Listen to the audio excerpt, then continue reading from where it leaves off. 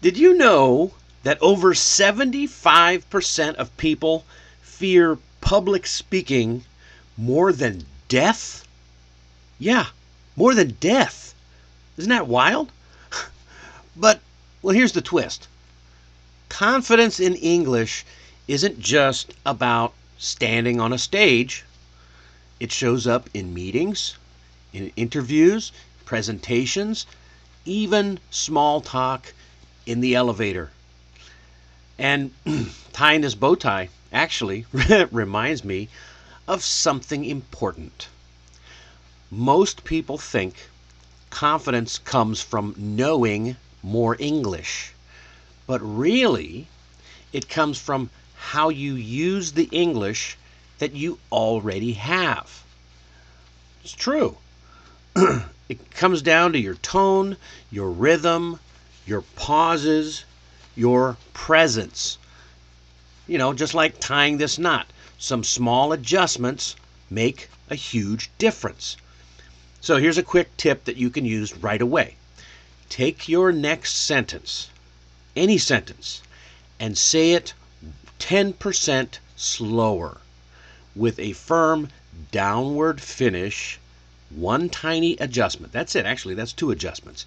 It's an instant confidence upgrade. You'll sound more confident. So, now that we've got this bow tied together, imagine what could change for you if you sounded confident every time you spoke. Your next promotion? A better first impression? Stronger relationships? You never know. Well, listen, stick around because that's what we're talking about tonight. Unlocking the confidence that comes from this type of language, speaking English, is exactly what we're diving into tonight. Don't miss the Mastery Minute at the end. You're going to love it.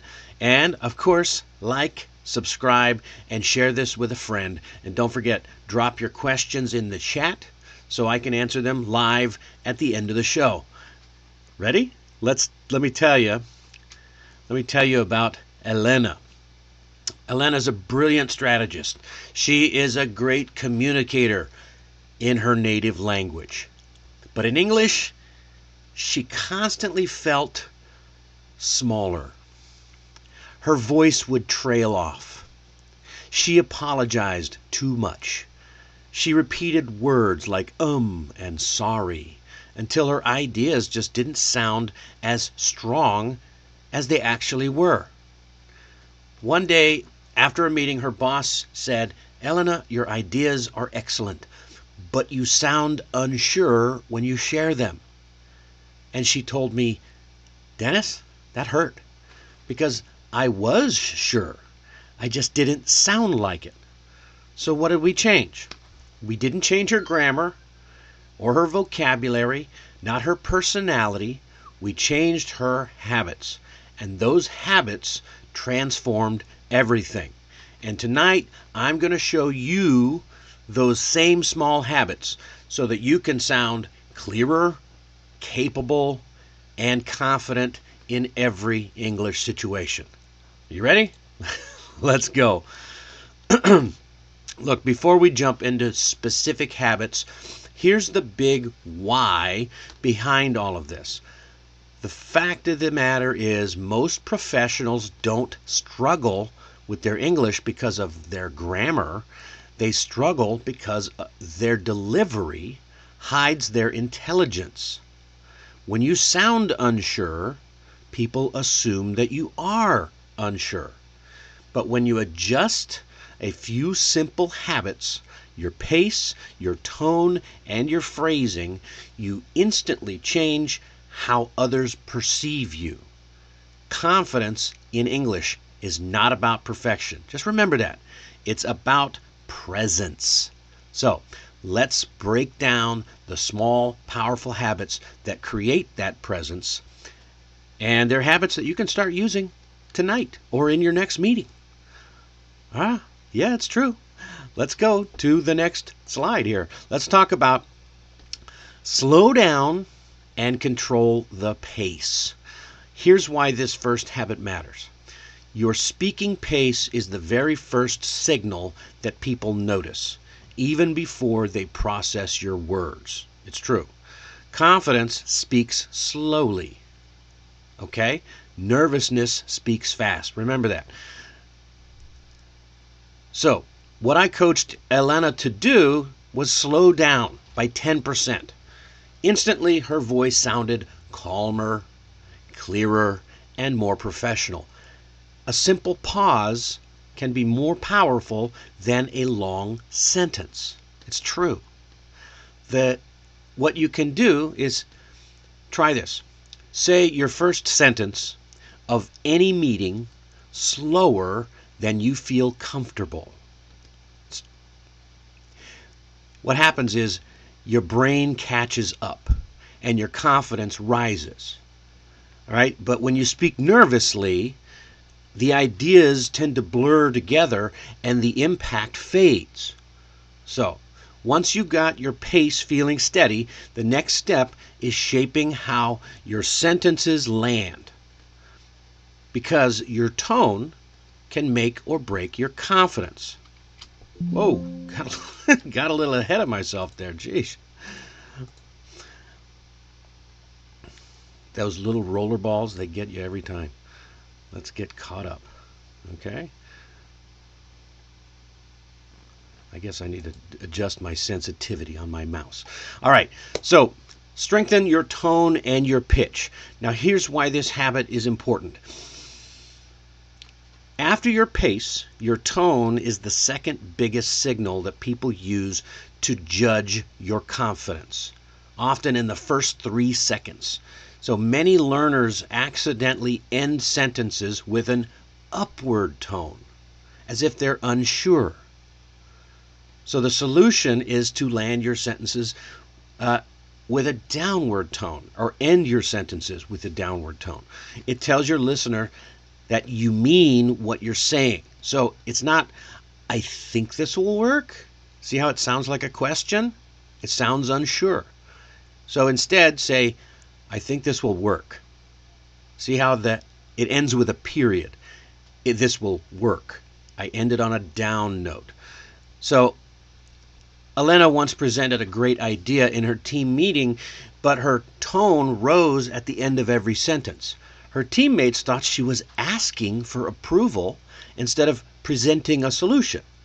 So once she practiced a firmer downward finish, people immediately said she sounded more confident and they took her ideas more seriously. And that tiny shift, it makes you sound more decisive. And once you've got that tone solid, your next habit is about how you choose your words. Because confident English uses fewer words, believe it or not, but it delivers more power. Huh? How does that work? So, think of this habit as decluttering your English. When you use too many words, you don't sound smarter. You sound less certain. Confident speakers go straight to the point. Now, Elena, what she did, she stopped apologizing and using long apologies like, oh, I'm so sorry my English isn't good. Sorry, this might be wrong. Oh, that's not good. Or I hope this makes sense. So instead, she replaced them with stronger terms. She started using, here's my suggestion, or from my perspective, or one solution could be. That's how you start strong. Now, here's a real example. Elena once opened a presentation with, I'm sorry my English isn't perfect, but I hope this makes sense. And immediately she saw that the room was looking at her like she's unsure before she even got to share her great ideas. The next week, she started with, here's the key insight from our research. Wow. The same English level, but completely different impact. Simple speak simply, and then you'll sound stronger.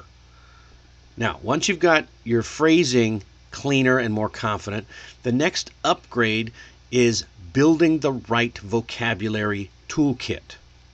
Because confidence grows when you always have the right phrase ready. Now, how do you always have the right phrase ready? Well, let's just switch gears for a moment. Okay?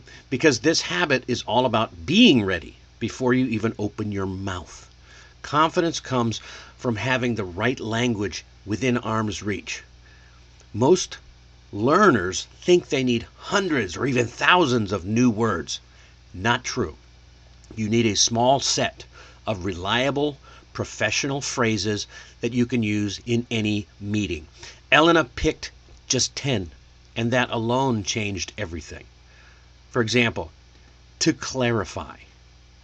Okay, you want to make sure people understand. Or the key point is, you're directing people at what you want them to see. Or let's take a closer look at something.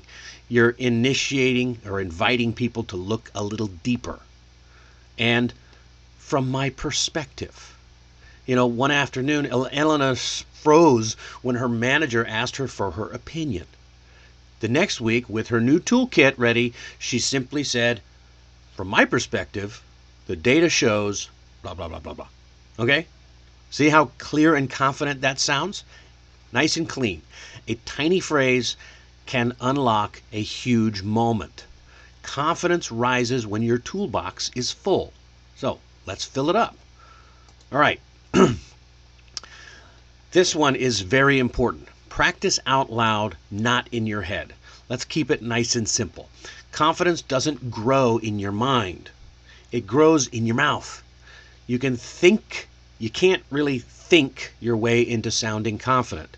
You have to hear yourself speak. So what did I do? I told Elena, hey, record yourself for just 1 minute a day. That's it, 1 minute. After a week, she came back and said, Dennis, I didn't realize how soft I sounded. Really? So that one little insight changed everything for her. Now she has something to work on. So, for example, she practiced the sentence, my recommendation is, 3 times out loud. By the 3rd try, her tone was stronger, her pace was steadier, same words, but with a new confidence. Remember, your voice is a muscle, your mouth is muscle, so use it. Now, once you've practiced out loud, the final habit is preparing like a pro, because confidence skyrockets when you know exactly how you'll start. What does this mean? Well, here's the truth. Nothing beats confidence, or nothing boosts confidence faster than knowing your first sentence before you walk into the room. Elena didn't rehearse her whole presentation. She just practiced the opening line. One clean practiced sentence was enough to steady her voice and set the tone for the whole meeting. So try this. Before your next meeting, say your first sentence out loud a few times. Just repeat it 1 or 2 or 3 times, and you'll feel the difference immediately. All right, when you prepare the first 10 seconds, the rest begins to flow naturally.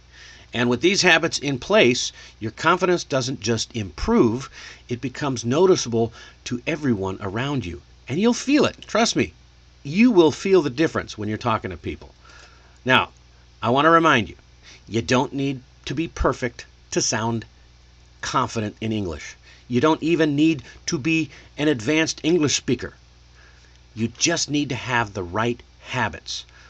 Because confidence isn't actually a personality trait. It's a skill that you learn. And you can start building on that tonight. Go ahead, practice any one of these things. In fact, here's your challenge. Tonight, record a 20-second voice memo. Introduce yourself as if you're in a meeting or in an elevator, and then listen back to it. What do you hear? Do you hear speed, uncertainty, strength? So then I want you to repeat that once, 10% slower, steadier. And that's the start of your confident English voice. Now, you can read more about this in the blog. The link is down below if you want more habits and examples. And if you want a smarter way to level up your English without spending hours studying, check out Mastering English for Busy Professionals. It gives you real-life tools, simple daily habits, and a clear system you can use in just, that's right, 10 minutes a day. There's no more boring textbooks, no guesswork, just practical English that fits in your professional life and your busy schedule. The link is in the description. So I would like you to like, subscribe, share, and drop your questions in the chat if you've got any, because now's the time for the Mastery Minute. Excuse me. I'll get to that question here as soon as we finish our Mastery Minute segment. All right. So, today's phrase. Have you ever walked into a meeting and just felt like the room decides your confidence level before you even speak? Here's an idiom that flips that power right into your favor. Own the room. Now, as an actor, I really love this one because that's where this phrase comes from. It's from the world of theater and stage performance. Directors would tell the actors, don't just stand there, command the stage. The idea was not about fame or ego. It was about presence, filling the space with calm, grounded confidence that quietly draws people towards you. Well, over time, that stage advice moved into everyday language. So now own the room means projecting confidence before you even open your mouth. It means to walk into a space, a meeting, interview, presentation, and carry yourself like you bought the room yourself and you belong there. You know, Elena once told me, Dennis, I want people to feel my confidence before I speak. So we practiced one tiny thing. She entered the meeting, she stood tall, she placed her notebook down quietly, and paused before speaking. Her manager later said, wow, you really owned the room today. Same English, just a new presence. Just remember, confidence isn't about what you say, it's the energy that you bring into the room. So before your next meeting, take a breath, stand tall, and give yourself 2 seconds of calm. Walk in like you belong, because you do. That's how you start owning the room. Okay? All right, we've went a little over time, but that's a wrap for episode 99. Don't miss Friday, episode 100. Tonight we talked about how to learn small intentional habits that can transform the way you sound and how to confidently get people to respond to you and how you can confidently respond to other people. Next time on Friday, episode 100, we're going to talk about one of the most useful skills in real conversations. How to politely ask someone to repeat themselves without feeling awkward or unprofessional. So until then, keep your bow tie straight and stay curious. I'm Dennis Wilborn, and I'll see you next time on 15-Minute Mastery. And let me get to, excuse me, 9822. Excuse me, asks, I was just wondering, when someone tries to speak and says like a lot, does it make them sound immature?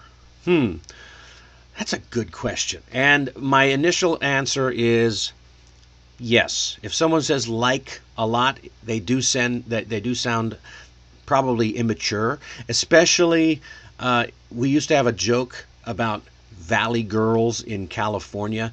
The valley is the Central Valley, usually around just north of Los Angeles.